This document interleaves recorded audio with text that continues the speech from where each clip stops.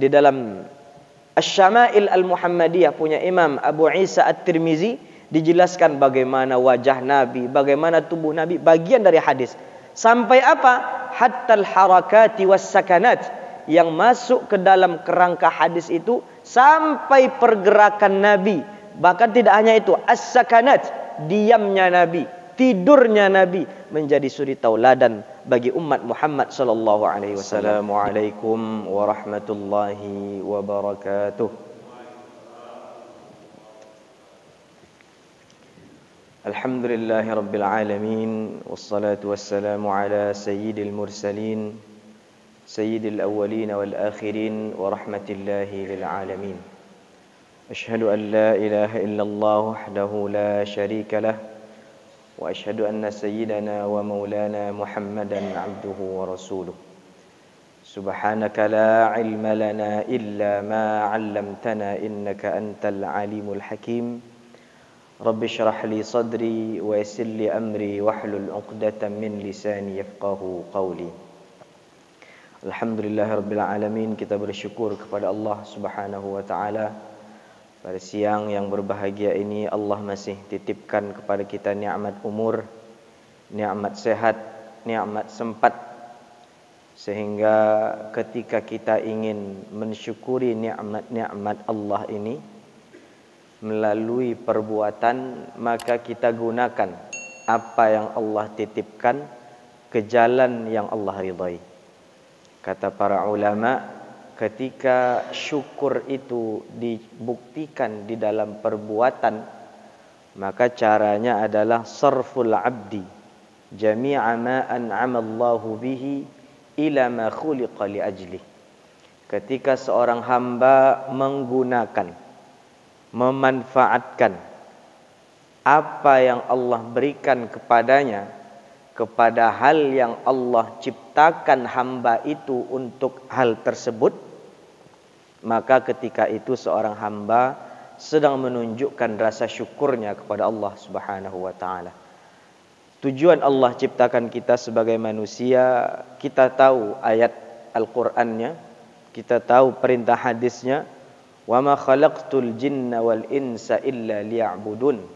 Tidak Allah ciptakan jin dan manusia kecuali untuk beribadah kepada Allah Subhanahu wa taala.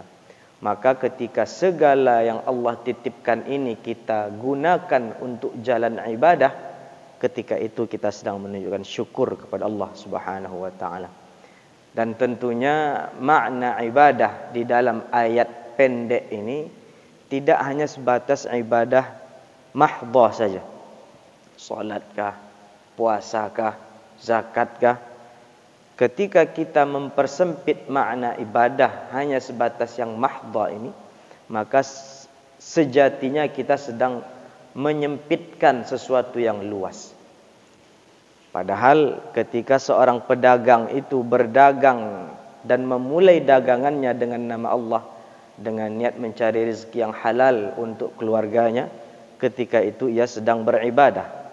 Seorang guru ketika itu ia sedang beribadah ketika ia niatkan pekerjaan gurunya untuk mendekatkan diri kepada Allah. Apapun profesinya, adapun kegiatannya, ketika itu diniatkan untuk Allah, murni karena Allah, maka sejatinya amal perbuatan ini menjadi ladang pahala kita untuk di akhirat kelak. Salawat dan salam kepada Rasulullah sallallahu alaihi wasallam. Allahumma salli ala sayyidina Muhammad wa ala ali sayyidina Muhammad. Bapak Ibu hadirin jamaah zuhur Masjid Darul Aman yang dimuliakan Allah Subhanahu wa taala. Seperti biasa, siang Ahad pekan pertama ini yang menjadi tema kajian kita adalah sirah nabawiyah. Cuman yang tidak biasa orang yang menyampaikannya. Kalau biasanya mungkin Ustadz Suwandi yang menyampaikan, maka karena hari ini kebetulan beliau berhalangan, diminta kami untuk menggantikan. Apa sebenarnya esensi yang menjadi alasan utama? Apa penyebab utama kita mesti mengkaji sirah Nabi sallallahu alaihi wasallam? Padahal kalau dalam masalah ibadah kita mengkaji ilmu fikih, ada banyak kitab fikih. Dalam masalah aqidah kita belajar kitab-kitab aqidah, ada pula banyak macam kitab aqidah. Kenapa mesti kita tambahkan di antara hal yang mesti kita kaji, yang mesti menjadi bekal hidup kita di dunia ini, mesti mengkaji sirah, sejarah Rasulullah sallallahu alaihi wasallam. Maka pada kesempatan ini Al-Faqir ingin menukilkan setidaknya ada 5 alasan kenapa mesti cabang keilmuan sirah ini kita pelajari dalam kehidupan kita sehari-hari. Tidak hanya sebatas kita belajar fikih, tidak hanya sebatas kita belajar akidah, tidak hanya sebatas kita belajar tahsin, tidak hanya sebatas kita belajar tasawuf, tapi mesti ada di antara cabang keilmuan yang kita pelajari, mempelajari sirah Nabi sallallahu alaihi wasallam. 5 poin ini dituliskan oleh mantan dekan Fakultas Dakwah Islamiyah Universitas Al-Azhar Kairo yang bernama Syekh Profesor Dr. Jamal Faruq Ad-Daqqaq. Sekitar tahun 2016 beliau pernah berkunjung ke kampung kita Provinsi Riau. 5 poin ini beliau nukilkan di dalam bukunya yang berjudul Dirasat fi Sirah An-Nabawiyah. Hal-hal yang menjadi pegangan kita di dalam mengkaji sirah Nabi sallallahu alaihi wasallam. Kalau kita lihat beda cara ulama di dalam mengarang ilmu sirah, setidaknya ada 2 macam. Kalau ulama dahulu, ulama generasi pertama, generasi salaf, ketika mereka ingin mengarang buku-buku sirah yang bercerita tentang sejarah, sama seperti metode mereka mengarang kitab-kitab hadis. Mereka sertakan sanadnya, mereka nukilkan kisahnya. Adapun ulama-ulama modern sekarang, ulama-ulama muasirun, kontemporer sekarang, di samping mereka menukilkan kisah cerita yang terjadi pada saat itu, mereka pun yastanbitunal ahkam. Mereka mengambil pelajaran dari kisah, dari sejarah yang terjadi di zaman Rasulullah, di zaman para sahabat tersebut. Syekh Jamal Faruq ini salah satu ulama kontemporer yang mengarang kitab sirah, yang mengarang fiqhus sirah. Begitu juga ada namanya Syekh Profesor Dr. Said Ramadan Al-Buti, ulama kebangsaan Syria. Apa alasan pertama menurut Syekh Jamal Faruq di dalam membahas pentingnya mengapa kita mesti belajar sirah? Kata beliau, al-ittila'u 'ala sirati adh-dhatiyati lir-rasul sallallahu alaihi wasallam min khilal hayatihi wa dhurufihi allati 'asha fiha lima'rifati dalail sidqi nubuwwatihi mimma yu'akkidu annahu lam yakun mujarrada 'abqariyyin walakinnahu rasulullah mab'utsun bi risalatin 'an tariqil wahyil ilahi. Alasan pertama kita mesti belajar sejarah Nabi ini, Bapak Ibu yang dimuliakan Allah.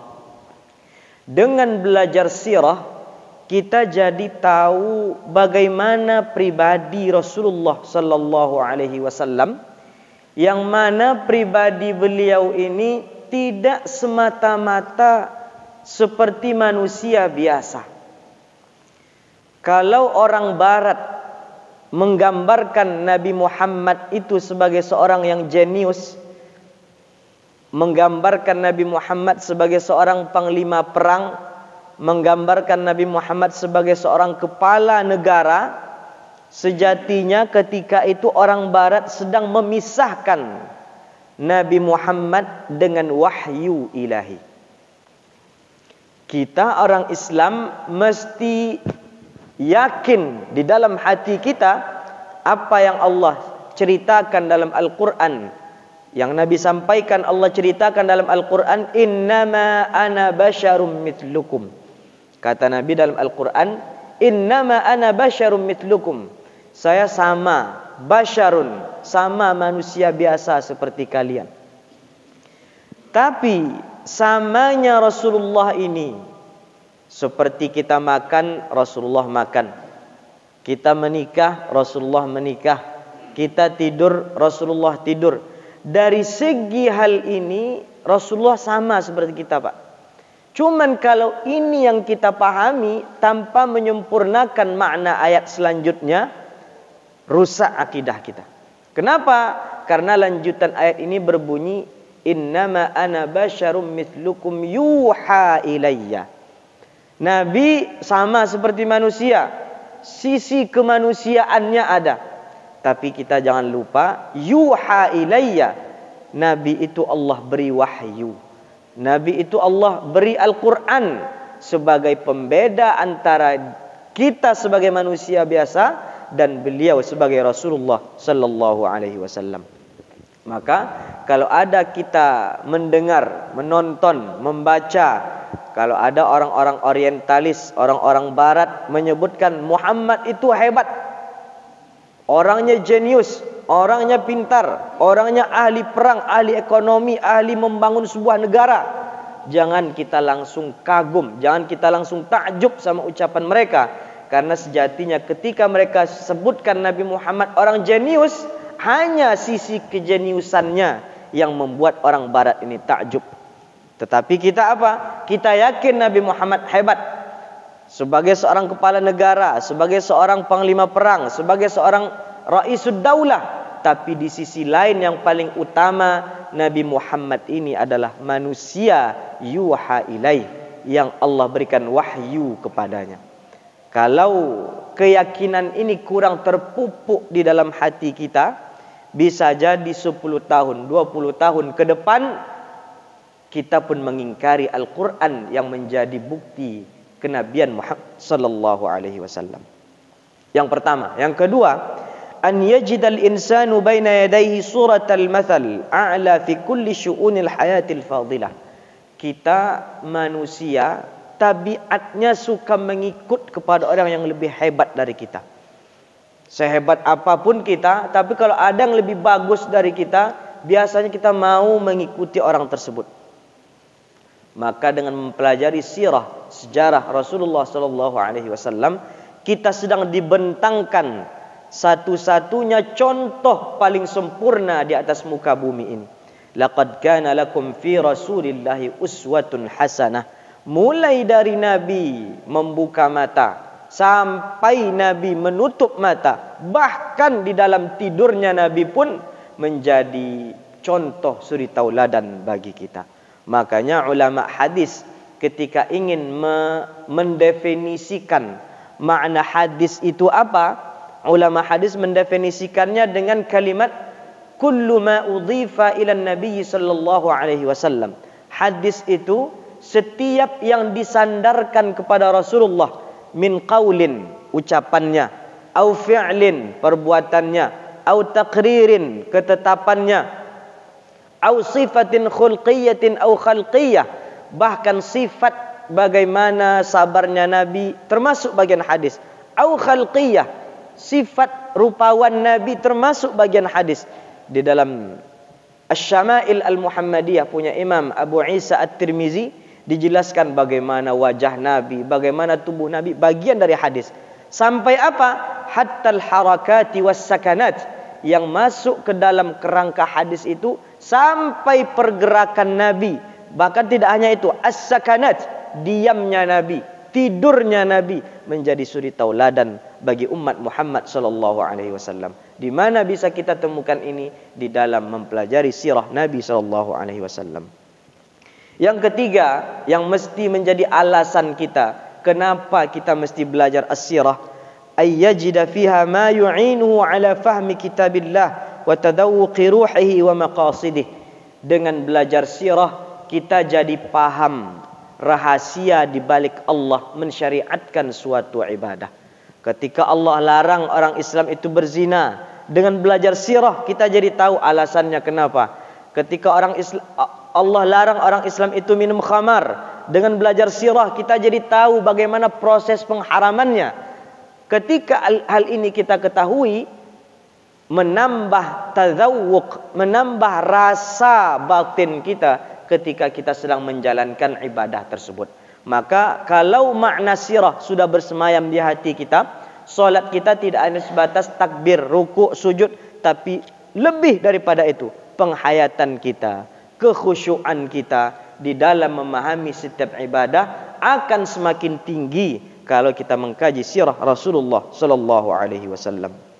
Yang keempat, ayyajtami'a ladal muslimi min khilal siratihi akbaru qadrin min al-thaqafati al-islamiyyati wal ma'arif as-sahihati sawa'un ma kana minha muta'alliqan bil 'aqidati aw al-ahkam al-fiqhiyyah aw al-jawanib al-akhlaqiyah. Seluruh keilmuan Islam ini, Bapak Ibu hadirin yang dimuliakan Allah, tercakup, terkumpul di dalam hari-hari Rasulullah sallallahu alaihi wasallam. Akhlaknya Nabi bagaimana, akidahnya Nabi bagaimana, muamalahnya Nabi bagaimana, dikumpul, ditorehkan oleh para muarrikhun, ulama-ulama tarikh di dalam kitab-kitab sirah mereka. Dan yang terakhir di dalam kitab ini, Syekh Jamal Faruq menyampaikan, ayyakuna ladal muslim awid da'iyah namudhaj hayyin min afdali tara'iqit tarbawiyyati wat ta'lim. Nabi Muhammad sallallahu alaihi wasallam melalui kehidupannya 24 jam 7 hari 1 pekan menjadi contoh terbaik di dalam nilai tarbawi kehidupan seorang manusia. Kata orang, kalau perbuatan itu hanya dicontohkan dengan ucapan, belum sampai ke hati, ke pikiran seseorang. Tapi ketika nasihat itu diucapkan dan juga dicontohkan, akan semakin menambah seseorang itu ingin mencontoh apa yang dilihatnya, apa yang didengarnya dengan membaca sirah Rasulullah sallallahu alaihi wasallam. Mathalul a'la, contoh terbaik dalam menjalani kehidupan ada dalam hari-hari Rasulullah sallallahu alaihi wasallam. Bapak Ibu hadirin jamaah zuhur yang dimuliakan Allah, semoga setidaknya 5 poin ini menjadi pemantik semangat kepada kita semua untuk terus mengkaji sirah Nabi sallallahu alaihi wasallam, mulai dari buku-buku paling kecil sampai kelak mungkin kita baca tarikh sirah Ibnu Hisham atau Ibnu Ishaq, kitab-kitab sirah besar yang menceritakan, mengkisahkan bagaimana perjalanan Rasulullah sallallahu alaihi wasallam. Dengan bekal perjalanan Nabi ini menjadi penambah bekal pula bagi kita dalam menjalani sisa umur yang Allah berikan kepada kita. Hingga akhirnya yang terakhir kita minta, kita hidup dalam bertaat dan mati dalam beriman kepada Allah Subhanahu wa taala. Aqulu qawli hadza wa astaghfirullah li wa lakum. Assalamualaikum warahmatullahi wabarakatuh.